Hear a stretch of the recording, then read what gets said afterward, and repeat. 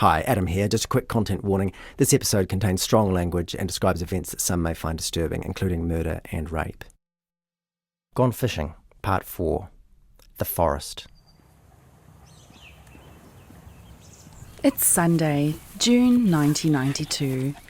A middle-aged couple are taking their two dogs for a walk near Muriwai Golf Club on Auckland's west coast. It's a pine forest, and they're collecting cones as they go. After 3/4 of an hour, they've filled a couple of bags of cones and head back to the Land Rover. They're wading through knee-high grass in a small clearing when they realise they're walking on bones. The man assumes it's a sheep. He's come across others in the forest before. But when he looks closer, he sees a spine. He moves some grass with his boot, and there's a skull. He calls his wife over, and she agrees. The bones look human. She ties a handkerchief to a nearby sapling as a marker, and they get the dogs back to the car.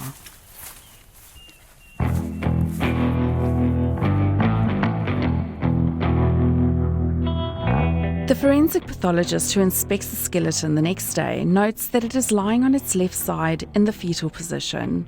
When he assembles the bones in the Auckland Hospital mortuary, they're almost all there, apart from the tongue bone, a few finger and toe bones, and a single tooth. He says the skeleton is that of a female, aged between 20 and 25 years, who would have stood between 5'2" and 5'3". He can't determine the cause of death, but there's no evidence of violent injury to the skeleton itself. Dental records in the presence of some distinctive jewellery confirm the identity of the body. This is Leah Stevens.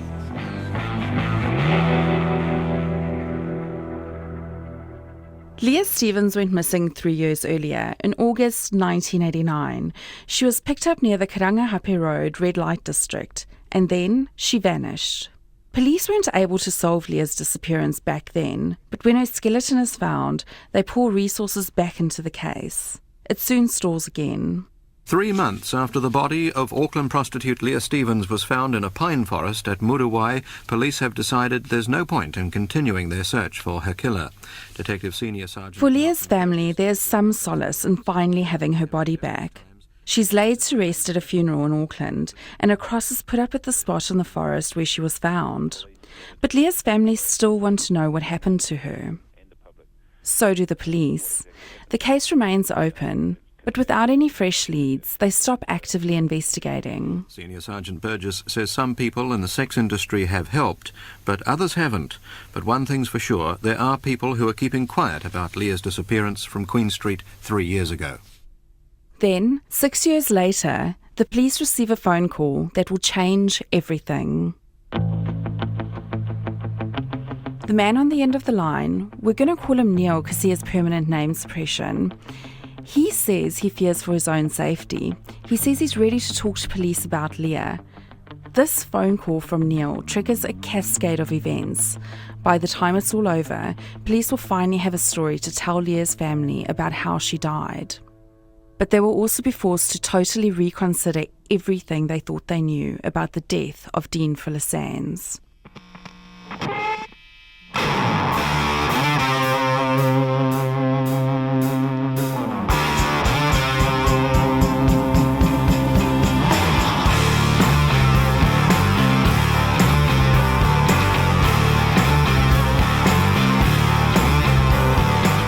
From Stuff and RNZ, this is Gone Fishing, a podcast by Amy Mars and me, Adam Dudding.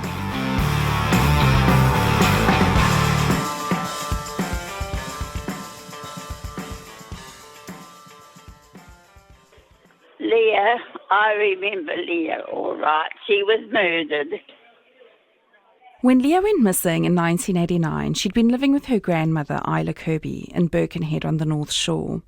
She'd been there about 3 months. They talked a lot. They used to watch a lot of TV together. Many years later, Isla will tell a high court in Auckland that her granddaughter was lovely. Leah had qualifications in typing and reception work. When she took the bus from Birkenhead to the city in the evenings, she'd tell her grandmother she was waitressing. If she was going to stay out all night, she'd always call and let Isla know. But really, Leah was working as a prostitute, sometimes as a stripper. She was also drinking a lot.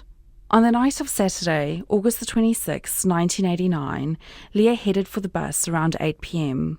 She was in a good mood and wearing her white high heels. Isla said take care. That was the last time she saw her. These days, Isla lives in a retirement village, and Adam and I had planned to visit her there. The tape you just heard is from a very brief phone conversation where she told us she was very happy to talk. But then a manager at the retirement village vetoed our visit, saying she had a duty of care to protect Isla from us. Sylvia. Yes. Sorry, we're later than we said. No, that's okay. We had a Google Maps adventure that took us in Instead, Amy and I visited Leah's mother, Sylvia Harada. In 1989, Leah was 20 and hadn't lived with her mother for some time, but as soon as Sylvia heard she was missing... We knew something bad must have happened to her, because if she'd just disappeared, she would have got in contact with one of us. I'm pretty sure of that. So we knew something bad must have happened to her. Sylvia says as a child, Leah was clever, good at English, arty. It was a shame that this happened to her, just at the prime of her life. Very friendly person. She had a beautiful face. She was pretty. She's very much like her father's side. That they were gypsy looking. She had that sort of look to her. Sylvia says she hadn't known her daughter was a working girl, or that she possibly had a drink problem. Well, she wanted to be a model. She did apply for a few jobs. That's why I thought she moved to Auckland to my mother's. But I found out through the police that she was working on K Road, which was very disappointing. I didn't realise she would go there. After Leah first disappeared, there wasn't much the police could tell the family. And they got what are those people called? Science, not science. CSI? Like the forensic people, maybe? Yeah, they got someone in who told us where Leah's body psychic. was. A psychic, yes. Oh dear, they never get it right. Yeah, but they had a rough idea that she was near a golf course and buried in the forest, and that was pretty true, because that's where the old couple found her, eh? The discovery of Leah's body after 3 years was a relief of sorts. Sylvia went up to Auckland and... got her bones back and gave her proper burial. That was about all we could do. We were wondering about the way she died and everything else. We wanted to know the story of that. You might be wondering why we're telling you so much about Leah Stevens. Because till now, this has really been a story about the death of Deane Fuller-Sandys and a story about Gail Maney's insistence that she had nothing to do with it. Yeah, it'll become clear soon enough, but it is kind of complicated. So we're going to step through it carefully. We also need to jump around a little in time. So if you were planning to concentrate during any one section of this story, that time has probably come.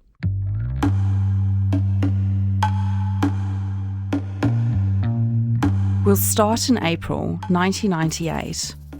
This is the point where Gail Maney and Stephen Stone, along with Gail's little brother Colin and Mark Henriksen, have already been arrested. They've recently gone through a depositions hearing and are waiting for the High Court trial to begin. The case against them is built off the scenario you're familiar with. Gail got Stone to kill Deane in August 1989 because she thought he'd stolen her drugs. Stone and 2 other men then brought the body back to Larnack Road in the boot of a car. Gail calls this Scenario 1, and so do we. Remember, there are no forensics and no murder scene to support the police case. Deane's body hasn't been found. But the police have multiple witnesses who have agreed to stand in the witness box and back it up. Most notably, Gail's old friend and flatmate, Tanya Wilson. But then there's that call we mentioned on a Friday afternoon in April 1998. It's made to the Police Communications Centre and is made by the guy who we are calling Neil. What you need to know if you want to understand what Neil's about to say is this. A couple of years earlier, back in 1996, police received a tip from someone else, and they said Neil had been mouthing off about knowing who killed Leah Stevens. Police took ages to follow up that 1996 tip. By the time they finally knocked on Neil's door, it was early 1997. Over a couple of interviews, Neil admitted he'd known Leah. He was a DJ at Chaplin's, the club where she'd sometimes strip. They'd even slept together once. Neil talked about other people he'd met in that scene and said a club doorman, Stephen Stone, had boasted to him about being Leah's killer. But Neil was cagey about the details, and the interviews with him sort of fizzled out. Right, so roll forward again to April 1998, where now it's Neil who's calling the cops. He's decided he wants to tell them more. When a constable at the communications centre picks up, Neil launches straight in. I need to talk to someone from the Leah Stevens inquiry. Four cops came down to talk to me a while ago. Stone has seen me recently and knows where I live. I'm worried about it. We'll hear quite a bit from Neil in this episode, so we've used an actor to read from the police and court transcripts. Stone knows what I know. I wasn't worried before when I spoke with police because he didn't know where I was. I didn't tell the police everything when they interviewed me. Stone knows what I saw. Neil says he wants protection, but the constable asks him pretty bluntly why he deserves it. I was there, man. I saw Leah get taken. I was there. There are still several steps to come before the police will tie the Leah Stevens case and the Deane Fuller-Sandys case together in a tidy bow. But from the outset, there are a couple of important and obvious links. First, the person being pointed to as the alleged killer in each case is the same guy, Stephen Stone. And secondly, there's the timing. Deane Fuller-Sandys went missing on Monday, the 21st of August, 1989. Leah went missing on Saturday, the 26th of August, 1989. That's just 5 days later. Such close timing could mean nothing, but it could mean everything. Either way, the police pursuing the cases are very well aware of the parallels. As Neil starts talking in more detail, the two separate investigations become one. It's called Operation Charlie. As Neil said on the phone, the reason he's ready to talk now is that he's just had the terrifying experience of bumping into Stephen Stone. By total chance, the two of them had appointments on the same day at the same periodic detention centre in New Lynn. I walked in there and I sat down. Actually happened to sit down right next to Stone, but I didn't recognise him off straight away and he didn't recognise me. But a little later, Stone starts giving Neil the evils. He thinks Stone has recognised him, so he makes a swift exit through a back door. He's scared. He still gives me the shits after all these years. Now, motivated by that fear, he wants to tell the whole story. He tells police he was there when Stone killed Leah. He saw it happen. And if the police agree to look after him, he'll name names and show the exact locations where everything went down on the last night of Leah's life. Okay, say the police, let's hear what you've got. What Neil tells them next kind of reads like a work of fiction. When Amy asked me if I wanted to join her in reporting this story, I wasn't sure at first. Yeah, it took a little bit of work. Well, it seemed kind of complicated, and it all happened a long time ago. Also, by inclination, I'm someone who tends to presume that police and courts mostly get things right. If a bunch of people are found guilty of a murder, they most likely did it, right? Yeah, but then I showed you the documents. Yeah, and it was a stack, thousands of pages high. And from that stack, Amy pulled out a few hundred pages she thought I might find particularly interesting. And that was the transcripts of Neil's interviews and statements. And they were kind of amazing. Because even if you know nothing about the case, when you read these transcripts, it's obvious that Neil is a first-class, maybe compulsive liar. Neil talks to police again and again. They drive him around Auckland and he points to the places where people he knew lived and worked or died back in 1989. So there's informal chit-chat noted in police job sheets, and there are formal interviews. If you include the two early statements that Neil made before he called back police in a panic, he makes 10 different statements about what happened to Leah Stevens. And in every statement, he tells a significantly different story. These are long interviews. They contain a crazy level of detail. Neil is asked about the underwear people were wearing 9 years ago, what cars they drove, and who sat where in the back seat. He talks about the layout of furniture and rooms, the music he played when DJing at the strip club, who he slept with, who everyone else slept with. He recalls detailed conversations. His memory seems phenomenal. Or maybe it's his imagination that's phenomenal, because again and again his interviewers catch him in a lie, and then he gives another story. So the question in my mind as I ploughed through the transcripts was this. If Neil lies all the time, how do we know that statement number 10, the one that police finally think is good enough to hand over to prosecution lawyers, is true? It's a question we'll come back to, but for now, let's look at what he says in some of those transcripts.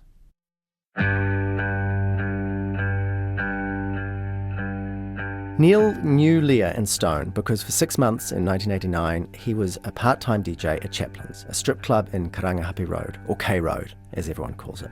Neil was also a student at Carrington Polytech at the time, but he doesn't seem to have been especially focused on his studies. Neil was 18 and he enjoyed the whole scene. He slept with as many of the strippers as he could, including Leah once. Most evenings, after his shifts at Chaplin's, he'd move on to socialise at other nightclubs and strip joints. Sunset Strip, Megadrome, Pink Pussycat, Las Vegas, Reflections. Neil says he first met Leah just 3 weeks before she disappeared.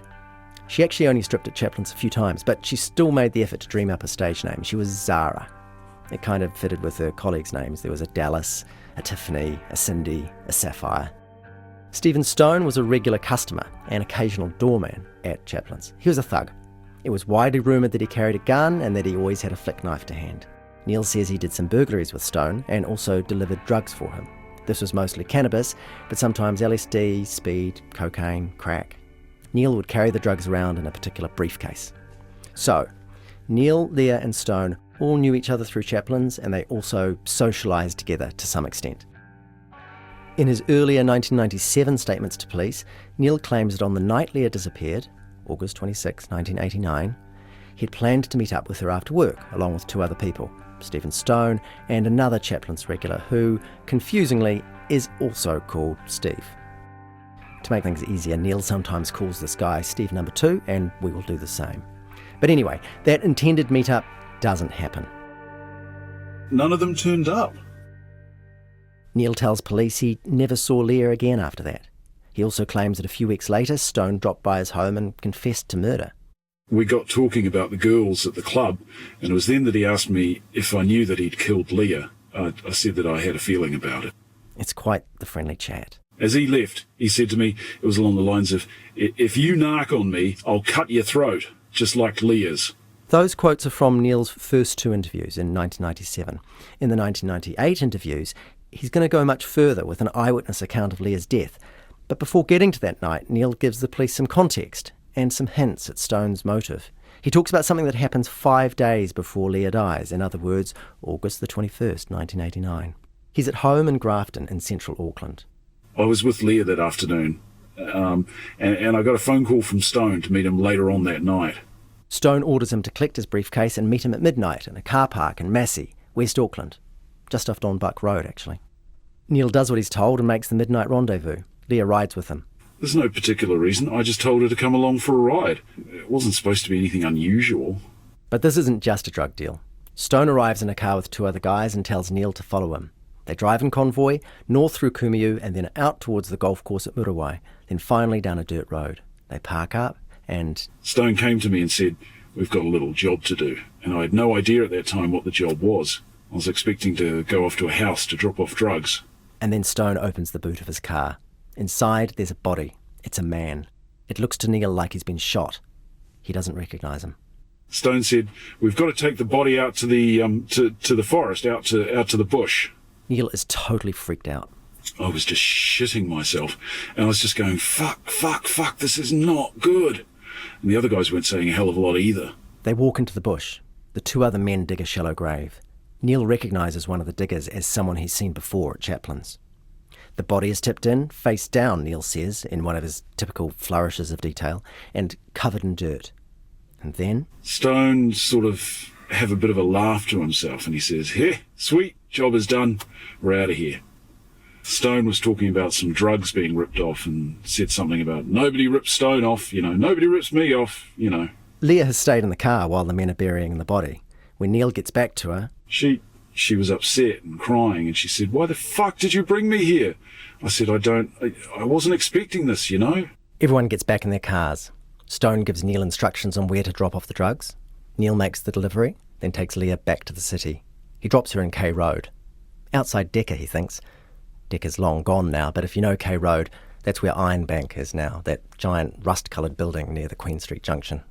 Anyway, Neil then dumps his car in the Auckland Domain, the car's hot after all, and heads home. And I walked to Grafton. Where we lived was not far from the Domain, and we dumped a few cars there before. That's on the Monday. Over the next few days, Neil sees both Stone and Leah at Chaplin's, but no one talks about what happened out at Muriwai. And then it's Saturday, August the 26th, 1989. Neil's wrapping up his shift at Chaplin's. He's seen Leah earlier in the evening. She came up to the DJ booth to give him some songs she wanted to strip to, but she's gone now. Stone arrives and tells Neil he needs to come with him to do a job. Neil again presumes this means a drug deal, so he grabs his little briefcase and heads out to Stone's car on K Road. Once they're in the car, though... We went down and around onto Queen Street, and he said, "We're going to pick up Leah." She was across at Reflections. Reflections is a nightclub. Stone invites Leah to get in. He called her over and she got into the car. She was looking a bit worried, you know. As soon as Leah gets in the back, Stone turns and starts yelling at her. You know, he was going, "You've seen the body and the bloody drugs," and all this sort of carry on. And I just sat in there, and at that stage I thought, fuck, this is just going to get worse. You know, Stone was getting real aggro. Leah isn't saying much. She was frightened. She was looking shit scared. Things start to move fast. Stone drives down Queen Street, takes the first right into City Road, then turns into Liverpool Street, where there's a car park. And Stone stopped the car and turned it off, and I'm just sitting there going, fuck, what's going on here? And he just had another go at Leah. He was saying she was going to talk. She's, you know, "You're going to fucking talk, you bitch, you know, fuck you, you know, just get aggro with her." Stone is working himself up into a rage. He got out of the car, just opened the back door and dragged her out, and that's when he stabbed her. I don't know whether, I think he had a knife down here or something. By the time Neil gets out of the car, Leah is on the ground. Stone has stabbed her in the stomach. She was lying down, and I think he was holding her down, but she was going just this. I think she was trying to scream or something, but she wasn't making a lot of noise. And then? When I got around the back of the car, he sort of, with the knife, sort of cut her throat, basically. Neil does nothing to stop Stone. And I'm just standing around going, fuck, this is twice in 1 week. I'm not having a good week. He'd like to run, but... I'm shit scared. Stone had the gun with him. He could have just turned around and shot me. Fuck, you know, I'm still to this day terrified of that prick. Stone's still in a fury. He was just walking around the back of the car in a temper. Then? He just said, "Pick her up." He just points to her. He said, "Pick her up." And he opened the boot. I grabbed the bottom half and put her in the car, and he grabbed the top half. There was some blood on me, not a lot. For some reason, Stone removes all of Leah's clothes once she's in the boot. Neil doesn't know why. He was going psycho. He'd lost it. Completely lost it. And that's one of the reasons why I didn't make a run for it. Leah isn't moving, and she isn't making any sound. But for some reason... I still got the impression that she wasn't dead. They get back in the car and make the short drive to a house in Buchanan Street in Kingsland. There, Stone and Neil wash off the blood. Stone chats to some people who are in the lounge drinking and smoking dope. Then the two of them drive out to Muriwai with Leah in the boot. Stone and Neil carry Leah's body a little way into the bush and drop her on the ground, unburied. They get back in the car, deliver some drugs somewhere, and drive back to the city and go to a nightclub where Neil drinks until he is very, very drunk. That's the version Neil tells police on April the 24th, 1998. But a few interviews later, on May 13, Neil has a dramatically different account. Remember the Chaplin's regular who Neil called Steve Number 2? Well, now it seems that when Neil and Leah made their midnight rendezvous with Stone on Monday night with the briefcase, Steve Number 2 is in the car with them. So he sees the body in a boot just like them and is involved in the burial in Muriwai Forest. And Steve Number 2 is also in the car when Stone picks up Leah from Queen Street the following Saturday and kills her. Neil gives a statement that tells the whole horrible story again. Just like last time, Stone calls Leah over to the car, yells accusations at her in the back seat and stabs her to death in the Liverpool Street car park.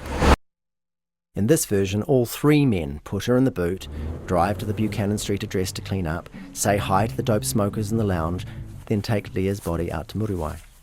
And in the forest, according to Neil, things get really hairy.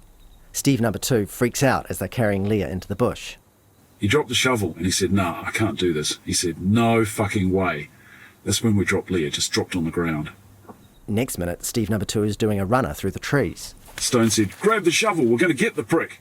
And that's when Stone Stone, pulled out the gun that he had in his holster and started chasing after Stephen. I picked up the shovel and started running after them. After some bumbling through the undergrowth, Stone shoots Steve number 2 and he falls. Neil hits the downed man on the head with a shovel. I just sort of went, my arm wasn't up, it sort of swung like that and just hit him on the head because he was screaming and yelling, "Don't shoot, don't kill me." At this point, the police interviewer asks Neil what he was hoping to achieve by hitting a badly wounded man with a shovel. Shut him up, I guess. I've been in fights with other people. It's just when you're in a fight with other people and you tell people how to fight, you and me, you usually get in and put a boot in as well. I've done that. Anyway, Stone shoots Steve number 2 a few more times, he dies, and Neil buries him. This statement, which is Neil's 7th, is made on the 18th of May 1998. But Statement 8, which comes along the very next day, has some brand new variants.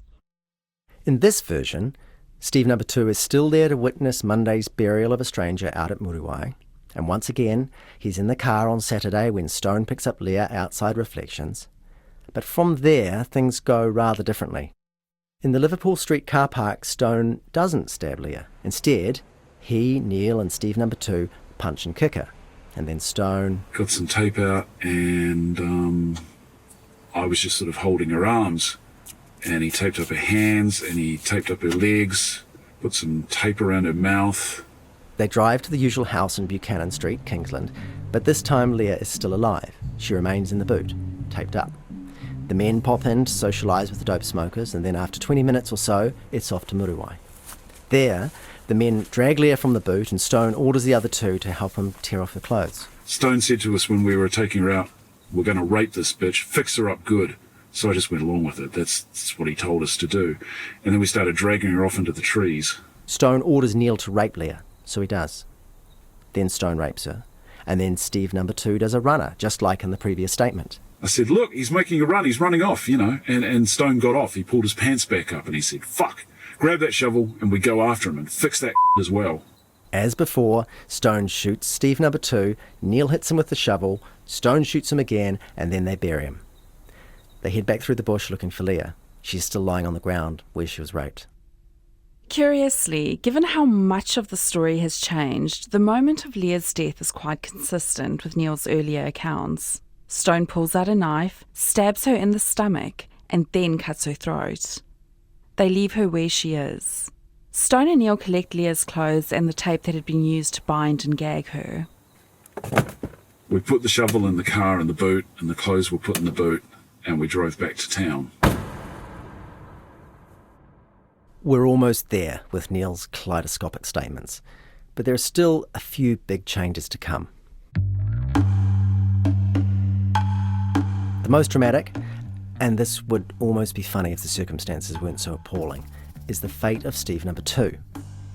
Early on, Neil gives police some details about Steve number 2, his height, his build, his age, the addresses of some places where he worked in 1989. And even while Neil is painting dramatic scenes of this third murder, police go back and look through the old Leah Stevens investigation files. There, they find someone who perfectly matches Neil's description of Steve number 2. They make some calls, and what they learn punches a giant hole in Neil's account. Firstly, the man's name isn't Steve. And to this day, it remains a total mystery why Neil made such a stupid choice of fake name. We can't actually tell you the real name because it's permanently suppressed, but for convenience, we're going to call this guy Martin from now on. So got that? Steve number 2 is now Martin. But secondly, and more importantly, Martin isn't dead.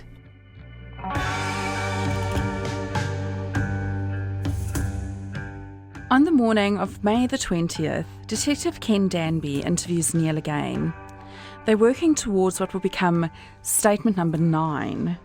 "Yesterday's story isn't the truth yet, is it?" says Danby. "That's what happened," says Neil. "Then can you explain how Steve, who was killed in the forest, is alive and well and talking to us last night?" Neil folds immediately. "Look," he says, "what I said was all made up." Neil starts again. Statement number 9 contains echoes of his earlier versions, but much has changed, and not just the resurrection of Steve 2, aka Martin. Neil now says that when he drives out to West Auckland on the Monday night to meet Stone, Martin is with him in the car, but Leah isn't. In other words, in this version, Leah never sees a body in the boot, which means Stone's quite plausible motive for killing Leah, so she doesn't narc about the body, no longer exists. Luckily, Neil has another motive ready. He says he'd skimmed some of Stone's drugs from the briefcase, and when Stone asked him about a missing kilo of cannabis, Neil said he'd seen Leah stealing it. Stone is enraged. So here's how the 9th version of Saturday Night plays out. Stone summons Neil and Martin to get in the car with him. Then they pick up Leah from outside Reflections. Stone starts ranting at Leah, but the subject has shifted, in line with the new motive. Stone turned around and had a bit of a go at her about stealing drugs, and he said, "Neil said you stole some drugs. He said he saw you taking some drugs." And I said, yeah, that's right, yeah. And Leah just said, no, fuck off, what the fuck are you talking about? It wasn't me. Said, yeah, it was. Stone turns onto City Road, the usual story, but he doesn't pull into the Liverpool Street car park. That location has entirely disappeared from the narrative. No, we just drove straight up City Road and round. We got out to the place in Kingsland. When they arrive at Buchanan Street this time, Leah isn't dead. She isn't bound with tape inside the boot. She's alive and well. The four of them head into the house together.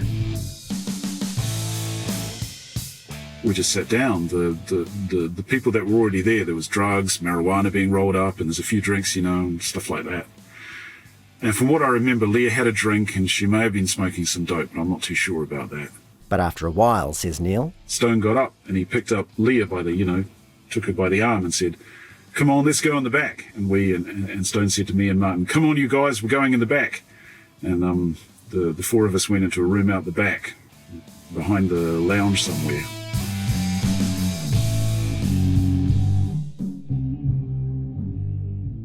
And in this version, it's only here, in the bedroom of a flat in Kingsland, with a small party going on in the lounge, that Stone finally attacks Leah. When he throws her on the bed, Neil isn't too worried at first. Stone was going to give her a hiding for stealing the drugs, and okay, I wasn't too worried about that. At the time I thought, well, to be perfectly honest, I thought better her than me, I was looking after myself. I thought, if she gets the hiding, so, it's better than me getting one. It doesn't stop at a hiding. Stone punches Leah. Her clothes are torn off. Stone holds down her arms and tells Neil to rape her, and Neil does. Then Stone rapes her, strangling her at the same time. Then Stone tells Martin to rape her, and Martin takes his pants down and lies on top of her, but his heart doesn't seem to be in it. And then Stone pulls out a hunting knife. He stabs Leah in the stomach a couple of times, and then he grabs the back of her head and cuts her throat. Neither Neil nor Martin make any attempt to stop him. Stone got off the bed and said, "That'll sort the bitch out, ha ha, fuck you." He was angry and aggro, but he was getting more happy, like he was pleased with it. Stone tells the two men to get rid of the body, and they dump Leah, without Stone's help, in the Muriwai bush. Back in Kingsland, they burn her clothes in a 44-gallon drum. That's Neil's 9th statement. He makes one more a couple of months later. Police have tracked down Martin, and he gives 7 or so statements of his own. It depends on how you count them.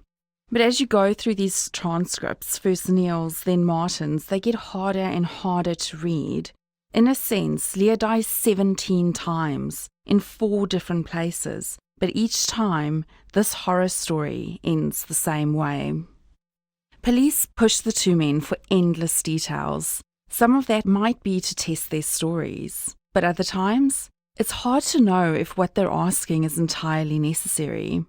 The order in which Leah's clothes are torn off, the colour of her underwear, the sound she made as she died, the size of the knife, where the blood went, the size of Stone's penis, which men actually penetrated her, which men orgasmed. Again and again, whether it's because Neil or Martin get caught in a lie, or they're asked to clarify something, or there's a clash between their accounts and the police want to hear a new version, the whole awful tale has been told again from beginning to bitter end. Martin is living overseas, so police pay for his flight to New Zealand. In a phone call before he sets off, Martin says he's willing to tell them everything, 100%. But he wants immunity from prosecution. The officer on the line, Detective Sergeant Gary Davey, says police don't have the power to guarantee that, but they can make an application to the Solicitor General as long as Martin is completely truthful. Just before they hang up, Davey has a question. Martin, do you know the name Deane Fuller-Sandys? No, says Martin. It doesn't sound familiar. 2 days after Neil gives that 9th statement, Martin arrives in Auckland. He's interviewed that evening at Henderson Police Station, where the police give him coffee with 3 sugars. The interview is mostly about Martin's connections with Stone and about Leah, but Davey does ask him, "What can you tell me about the death of Deane Fuller-Sandys?" And Martin replies, "Nothing. Am I meant to know this guy?" Over the next few days, Martin is driven around by police and interviewed repeatedly. He points out the place on K Road where Chaplin's used to be, reflections at the top of Queen Street, a house in Buchanan Street, a dirt road in Muriwai. He takes police to places where he did some burglaries with Stone and Neil, and also to a house in Larnock Road, where he says some of the stolen gear was stored. Twice, when he seems to be holding back, police play him sections of the video of Neil's 9th statement. Neil clearly places Martin in the room when Leah Stevens dies at Buchanan Street. At times, Martin's version matches Neil's, but often it doesn't, and just like Neil, Martin keeps changing his story with each new statement.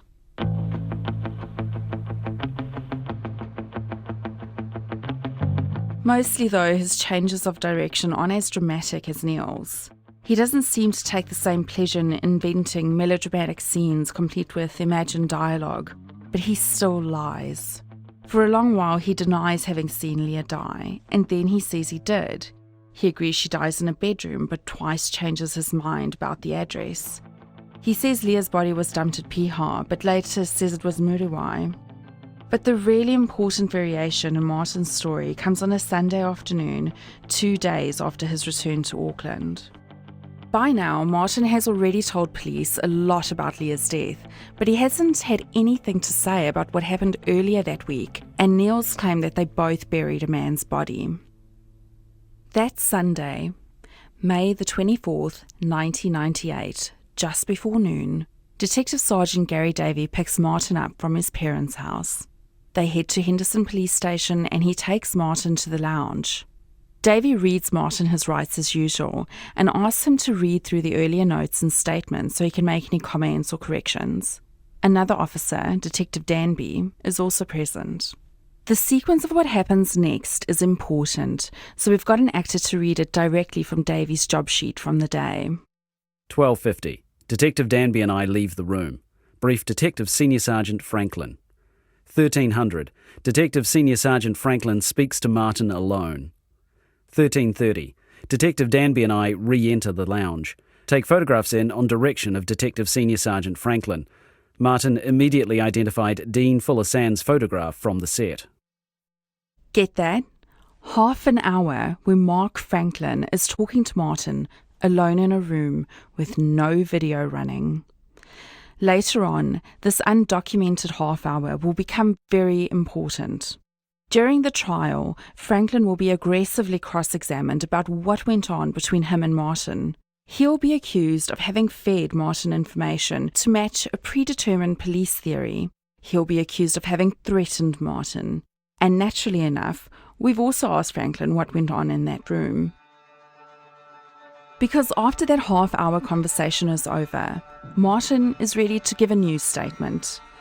Contrary to everything he said up till this point, he now suddenly says he knew Deane Fuller-Sandys. In fact, he knew him pretty well.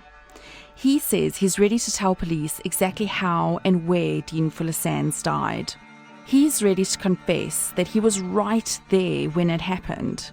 And he says he even knows the names of some of the 8 people who stood there and watched it happen. He says one of them was Gail Maney.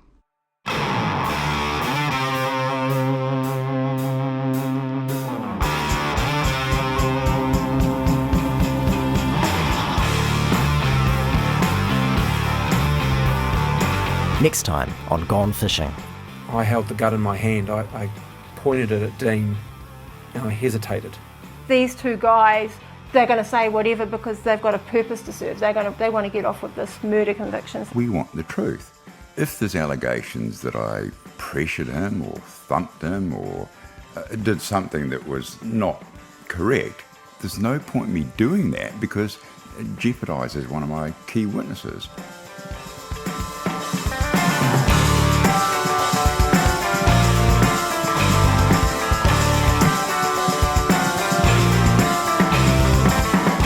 Gone Fishing is a joint production from Stuff and RNZ, written, presented and produced by Amy Mars and me, Adam Dudding. Our executive producers are Tim Watkin and Justin Gregory for RNZ and Catherine Goldsworthy for Stuff. This episode was engineered by Rangi Poet, visuals by Jason Dorde. You can subscribe to the full 8-part series at Apple Podcasts, Spotify and other podcast providers. You can also go to the Stuff or RNZ homepages to listen or to find details on how to subscribe.